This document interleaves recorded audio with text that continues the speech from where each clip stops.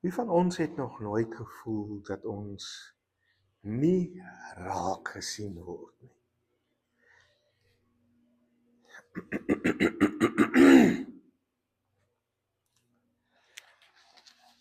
Geliefdes, wie van ons het nog nooit die ervaring gehad dat ons nie raak gesien word nie? Dat ons half geïgnoreer word deur mense om ons of familie, kry dalk so kort af antwoord elke keer as jy met 'n persoon wil praat. Jy bestaan in 'n sekere sin net nie vir daardie persoon nie. Partykeer gebeur dit dat ons ook die ervaring kry dat ons nie deur God raak gesien word nie. En dis partykeer nog 'n groter probleem baie keer vir ons. Goeiemôre.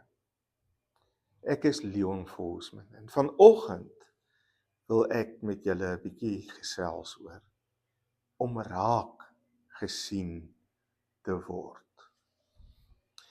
Nou die teksgedeelte wat ek gekies het, liewe vriende, is Markus hoofstuk 5. Maar ek gaan vra dat jy dit in jou eie tyd lees, want dit is 'n verskriklike lang hoofstuk en baie tyd gaan hier opgeneem word om net dit te lees. Maar dit is 3 verhale wat eintlik soort van in mekaar verstrengel is. Die heel eerste ene wat ons kry is die van die besetene wat tussen die grafte woon. 'n Aangrypende verhaal. Dan kry ons die verhaal van Jairus se dogtertjie. Jesus is op pad om haar te gaan help en dan word hy onderbreek deur 'n vrou met bloedvloeiing. Dan eers gaan hy verder en hy help dan ook Jairus se dogtertjie.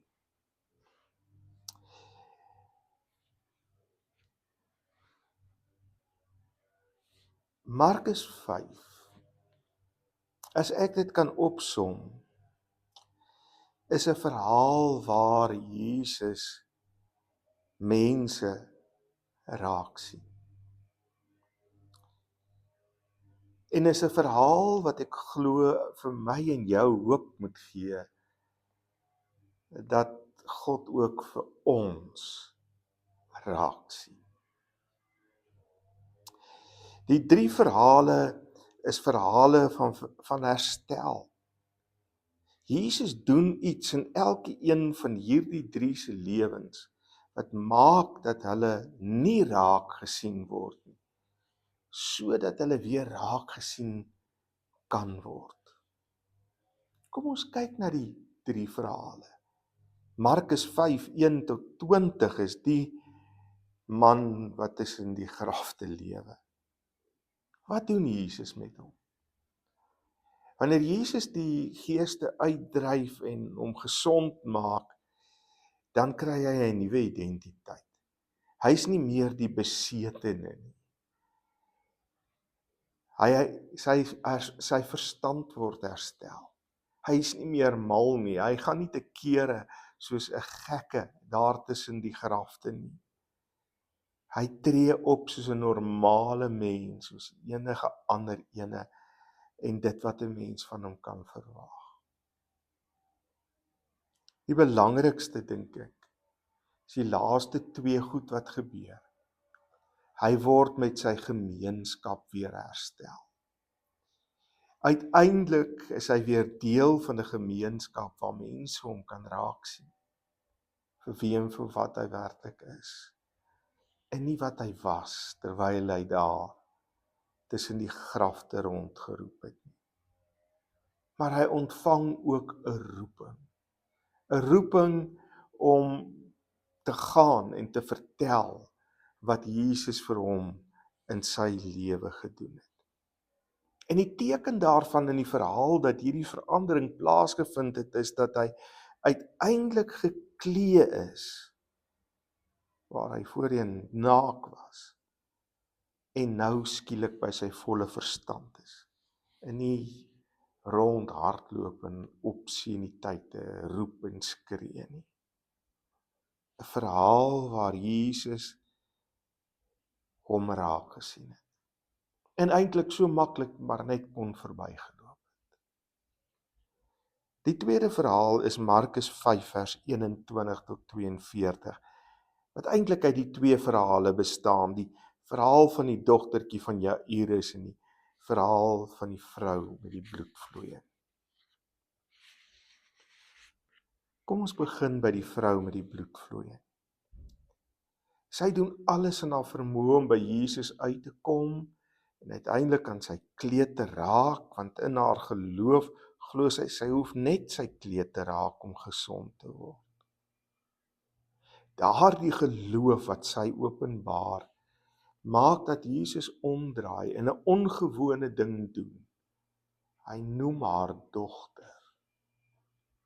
Dit beteken sy is aangeneem, sy is deel van die familie van God. Iets wat sy nie kon wees terwyl sy aan die siekte gely het nie. Want sy sou onrein wees, nes die man met die geeste onrein sou wees. Sy sou nie raak gesien word deur ander nie. Hulle sou haar misgekyk het. Hulle sou haar nie toegelaat het in die gemeenskap van gelowiges nie. Sy sou nie toegelaat geword het om te gaan aanbid en offers te bring nie. Maar God herstel haar plek in sy familie. Hy maak haar weer deel. Jairus se dogtertjie gaan nog 'n entjie verder. Jesus sou maklik hierdie dogtertjie kon miskyk. Maar die dryf om haar raak te sien is net te groot. Hy herstel haar lewe. Hy maak haar gesond. Hy bring hoop aan haar vir 'n toekomstige lewe van gesondheid en alles wat daarmee saamgaan. Maar hy herstel ook 'n gebroke gesin. 'n Gesin wat gebroke sou wees, nie heel sou wees, oordat hulle 'n dogtertjie verloor het aan die dood nie.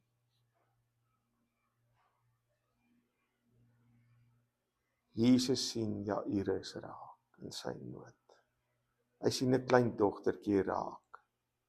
Jesus sien 'n vrou wat uiteindelik deel word van sy familie. En 'n besetene wat uiteindelik 'n roeping het om Jesus te volg.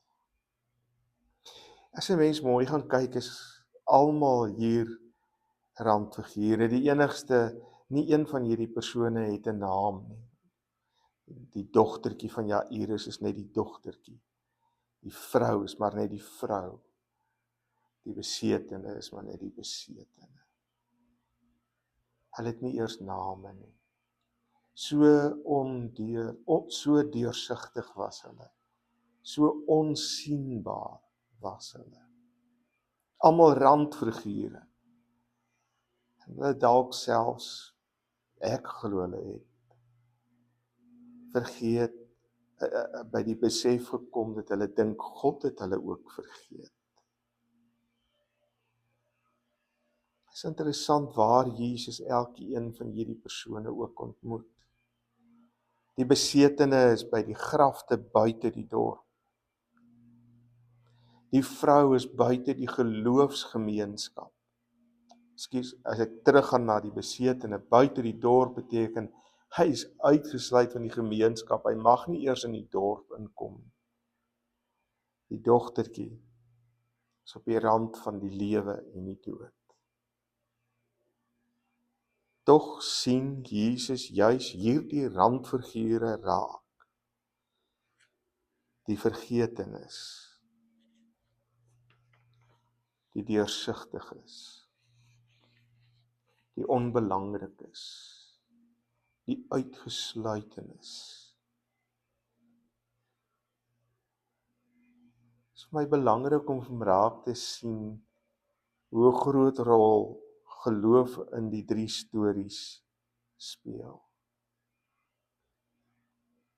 Daar is vertroue in Jesus. Die vrou glo hy moet net aangeraak word. Jairus moet net nie bang wees nie. Hy moet glo.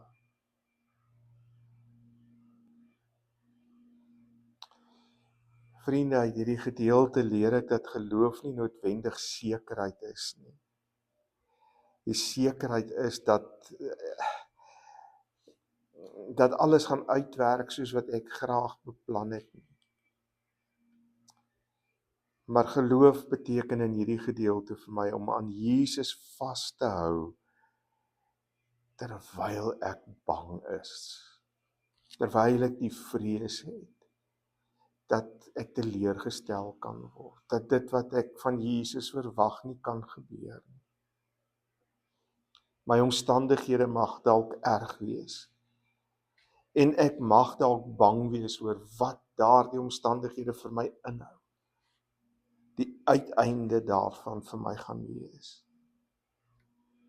Jesus sien randfigure raak. Jesus kan enige slegte omstandigheid verander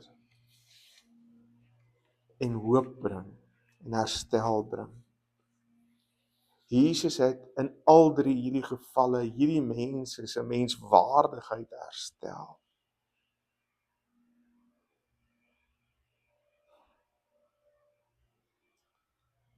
Ek is seker Jesus wil en sien jou ook raak vanoggend. Hy wil ook jou situasie verander. Dit gaan dalk nie wees soos wat jy dit verwag om te gebeur nie. Maar vertrou, terwyl jy glo, terwyl jy bang vashou aan Jesus, dat hy jou raak sien, jou omstandighede kan verander. Vertrou op hom al is jy bang. Hy sien jou raak. Here, ek bid vir almal wat beleef dat hulle nie deur U raak gesien word weens omstandighede. Miskien weens goed wat in hulle lewe gebeur het of goed wat hulle gedoen het.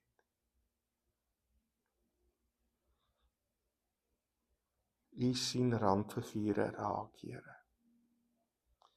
U herstel juis daardie ding wat die belangrikste is. As jy die besetene genees, gaan dit nie oor die genesing nie, maar die herstel met sy gemeenskap.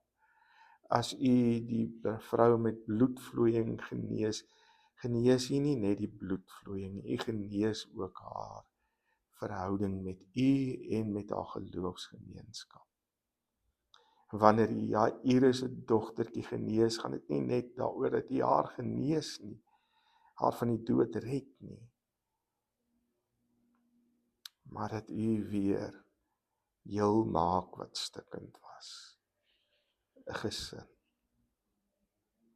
Ek bid, Here, daarom vir al die randfigure, dat u daardie omstandigheid wat maak dat hulle randfigure is, sal verander, sodat hulle weer deel van watter gemeenskap ook al sal wees. Gemeenskap van 'n werksgroep, 'n familiegroep, 'n gemeenskap van gelowiges, 'n gemeenskap van die lewendes. Dankie, Here, dat ons weet, U sien elke een van ons raak. Raak ons ook aan, Here. Amen. Baie dankie, liewe vriende. En ek hoop en ek bid dat hierdie gesprek vanoggend van groot waarde is. Gaan lees gerus Markus 5, die hele verhaal, en dan kyk jy weer na hierdie video. Baie dankie dat julle hier ingeluister het op ons sitkamergesprek vir hierdie week. Mag die Here julle seën en mag julle Sondag 'n geseënde erediens ook ervaar. Mooi bly. Totsiens. Tot ons weer ontmoet.